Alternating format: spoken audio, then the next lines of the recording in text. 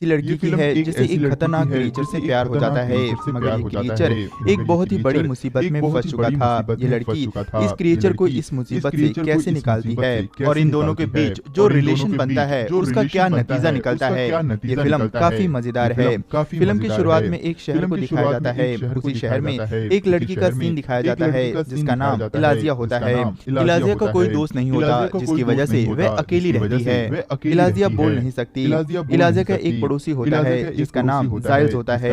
वहीं इलाजिया एक लैब में सफाई का काम करती है। वहां पर उसकी एक सहकर्मी होती है जो उसकी बेस्ट फ्रेंड होती है। सिर्फ वही इलाजिया को पसंद करती थी, बाकी के लोग इलाजिया से ठीक से बात भी नहीं करते थे, इसीलिए इलाजिया भी ज्यादा किसी से बात नहीं करती थी। इसके बाद दिखाया जाता है कि एक ऑफिसर आता है और सभी से कहता है कि आज हमारे लैब में एक टीम आ रही है जो अपने साथ कुछ ऐसी चीज ला रही है जो काफी ज्यादा मिस्टीरियस है और आज से पहले किसी ने भी उसे नहीं देखा है। तभी वह टीम वहां पर आ जाती है। उनके साथ एक बड़ा सा वाटर टैंक होता है। इस टैंक के पानी में कोई अजीब सी चीज होती है। इलाजिया जब उसके पास जाती है तो वह चीज मूवमेंट करने लगती है। तभी एक टीम आती है और इस मिस्टीरियस चीज को अपने साथ लैब में सेफ जगह पर ले जाती है। इलाजिया और उसके दोस्त को कुछ भी समझ नहीं आता। दूसरे दिन जब वे लोग सफाई कर रहे होते हैं तो उन्हें उस रूम में कोई आवाज आती है जैसे कोई चीख रहा हो। इसके साथ ही एक आदमी वहां से बाहर निकलता हुआ दिखाई देता है जो कि वहां का कर्नल होता है। उसका पूरा शरीर खून से लथपथ होता है। यही कर्नल इस पूरे प्रोजेक्ट का हेड होता है। उसके हाथ से लगातार खून बह रहा था। तभी एक टीम आकर कर्नल को अपने साथ ले जाती है। इलाजिया और उसकी दोस्त को ये ऑर्डर दिया जाता है कि इस रूम को अच्छी तरह से साफ कर दो। जब इलाजिया और उसकी दोस्त अंदर जाती हैं तो वे हैरान हो जाती हैं। वहाँ चारों तरफ खून पड़ा होता है, साथ ही दो कटी हुई उंगलियां भी होती हैं। वे उन उंगलियों को एक पैकेट में रख लेती है। उसकी दोस्त किसी को बुलाने बाहर जाती है। इलाजिया आगे बढ़ती है तो देखती है कि एक बड़े से वाटर टैंक में एक क्रिएचर होता है। वे दिखने में बिल्कुल इंसानों की तरह होता है।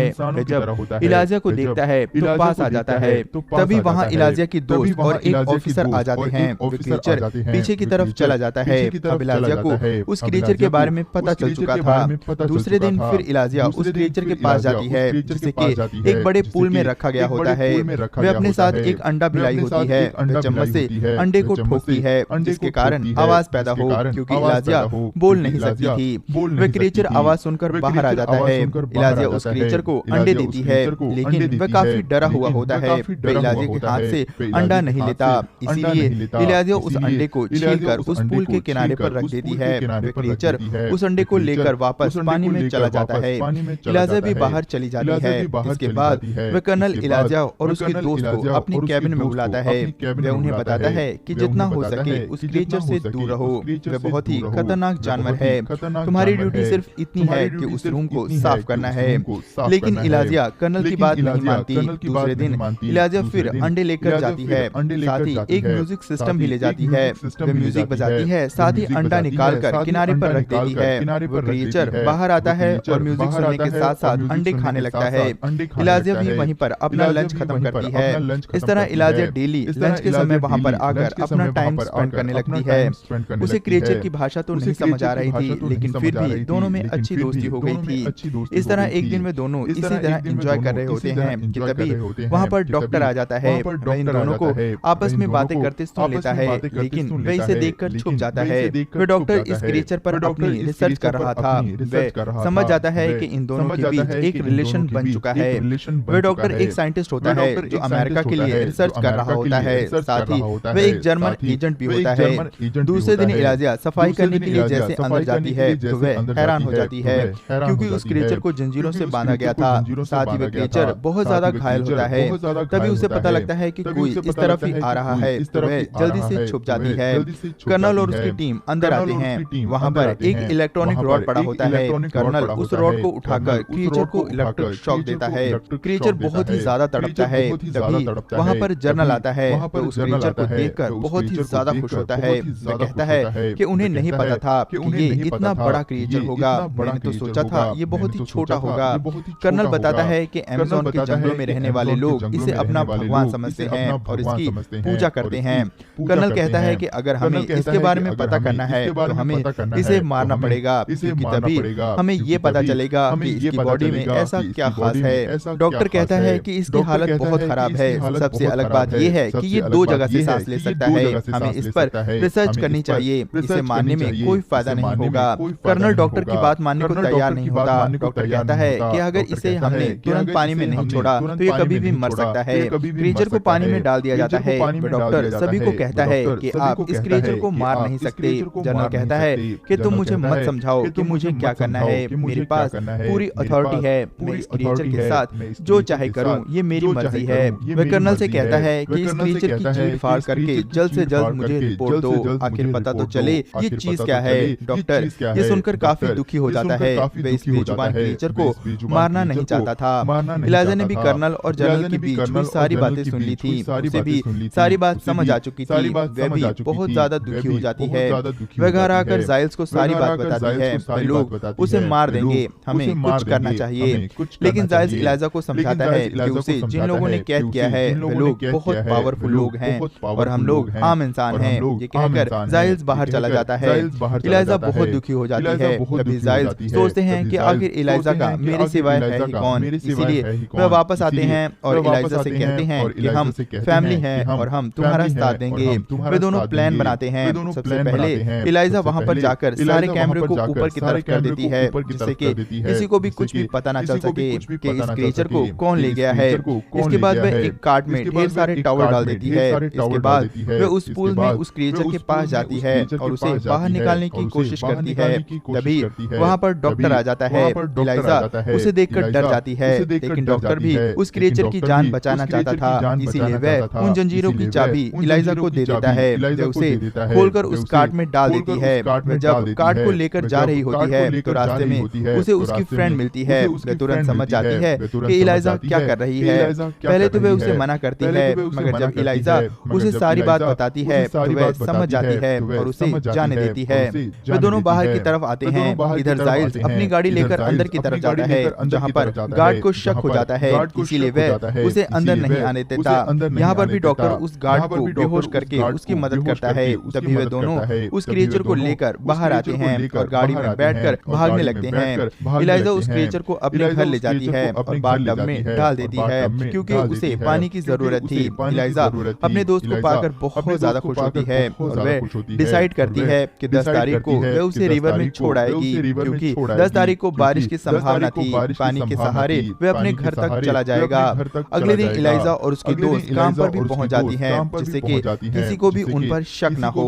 इधर घर में जाइल्स उस क्रीचर के पास होते हैं और उसका ध्यान रख रहे होते हैं। इसी दौरान जाइल्स की आंख लग जाती है। वह क्रीचर बाथटब के बाहर निकलता है, जहां पर जाइल्स की पालतू बिल्ली होती है। वह उसे खाने लगता है। तभी जाइल्स की आंख खुल जाती है कि उसे ऐसा करने से मना करता है। वह क्रीचर जाइल्स को घायल करके बाहर की तरफ भाग जाता है। तभी इलाइजा वहां पर आ जाती है। जाइल्स उसे सारी बात बताते हैं। वे कहते हैं कि वह काफी डर गया था, इसमें उसका कोई कसूर नहीं है, जाओ और उसे जल्द से जल्द लेकर आ जाओ।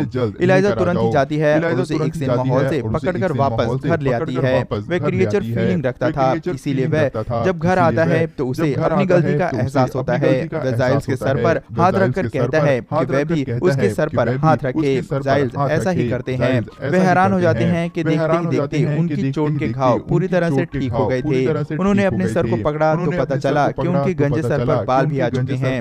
वे समझ गए थे कि जरूर इस क्रीचर में कोई पावर है। इधर धीरे धीरे इलाइजा और वे क्रीचर एक दूसरे के काफी करीब आ चुके थे। वे दोनों आपस में इंटीमेट भी होते हैं।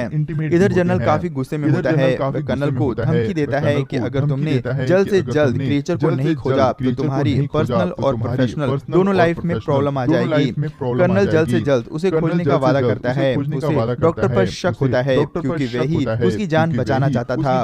वह डॉक्टर के घर जाता है। वहाँ वह देखता है कि डॉक्टर घर के बाहर किसी से मिल रहा होता है। तभी 2 लोग डॉक्टर पर गोली चलाने लगते हैं। कर्नल उन दोनों को गोली मार देता है। वह डॉक्टर को रशियन भाषा में बात करते हुए सुन लेता है और समझ जाता है कि डॉक्टर एक एजेंट है। वो उसके पास आता है और उस क्रीचर के बारे में पूछता है। डॉक्टर कर्नल को कुछ भी नहीं बताता। तब कर्नल डॉक्टर को काफी टॉर्चर करता है। कर्नल डॉक्टर को मारने लगता है। डॉक्टर के मुंह से एक बात निकल जाती है, क्लीनिंग स्टाफ। कर्नल डॉक्टर को मार देता है। उसे तुरंत इलाइजा के दोस्त पर शक होता है, क्योंकि इलाइजा तो बोल नहीं सकती थी। वे इलाइजा के दोस्त के घर जाता है और उस पर दबाव बनाकर क्रीचर के बारे में पूछता है, मगर वह कुछ भी नहीं बताती। तभी ये देखकर उसका पति काफी डर जाता है। वह उसे बताता है कि उसने इलाइजा और उसकी पत्नी की बातें सुनी है। क्रीचर इलाइजा के घर पर है। कर्नल इलाइजा के घर की तरफ जाता है। इलाइजा की दोस्त उसे फोन करके बता देती है कि कर्नल तुम्हारे ही घर आ रहा है, तुम कहीं भाग जाओ। उस दिन 10 तारीख होती है और बारिश भी हो रही होती है। इलाइजा जाइल्स के साथ उस क्रीचर को लेकर नदी पर चली जाती है। इधर कर्नल इलाइजा के घर आता है तो उसे वहाँ कोई भी नहीं मिलता। तभी उसकी निगाह कैलेंडर पर पड़ती है। उस पर 10 तारीख के नीचे एक नोट लिखा होता है। इस दिन उसे रिवर पर छोड़ना है। वह तुरंत ही नदी की तरफ जाता है। इधर इलाइजा अपने दोस्त को लेकर नदी पर पहुंच चुकी होती है। वह उसे बाय कर रही होती है। तभी वहां पर कर्नल आ जाता है। वह दोनों को गोली मार देता है। दोनों नीचे गिर जाते हैं। तभी वह क्रीचर उठता है। इससे पहले कि कर्नल दोबारा गोली मार सके, क्रीचर कर्नल के पास पहुंच जाता है। इससे पहले कि कर्नल कुछ सोचता, क्रीचर उसे मार देता है। इसके बाद वह क्रीचर इलाइजा को गोद में उठाकर नीचे नदी में कूद जाता है। वह समुद्र की गहराइयों में चला जाता है। वह इलाइजा के गर्दन पर उस निशान पर हाथ रखता है जिससे कि वहां पर एक अलग सा कुछ बन जाता है। इस तरह से इलाइजा पानी में भी सांस ले पा रही थी। साथ ही वह क्रीचर इलाइजा को जीवित कर देता है। उसके पास बहुत ही पावर्स होती हैं। वह उसे लेकर गहरे समुद्र में चला जाता है जहां पर दोनों एक दूसरे को गले लगा लेते हैं। इलाइजा भी पानी में उसी के साथ रहने लगती है और इन दोनों की प्रेम कहानी यहीं खत्म हो जाती है। दोस्तों, इस कहानी में अगर इलाइजा का कैरेक्टर आपको अच्छा लगा हो तो इलाइजा के लिए एक लाइक जरूर करें और आगे भी हमारे साथ बने रहने के लिए और ऐसे मजेदार वीडियोस के लिए चैनल को जरूर सब्सक्राइब कर लें। धन्यवाद।